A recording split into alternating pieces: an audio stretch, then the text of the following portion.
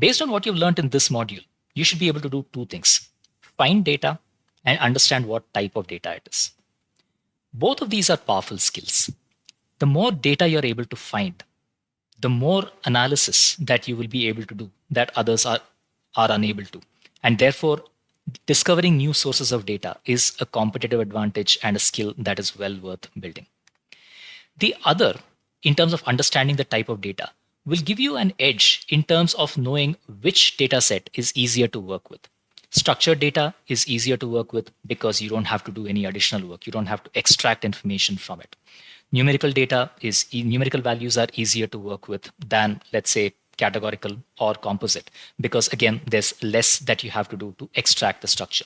So when looking at a data set, if you get a feel for the kind of data set it is, you'll be able to compare two data sets and say, that one is what I should be working with to get more results by spending in less time and effort.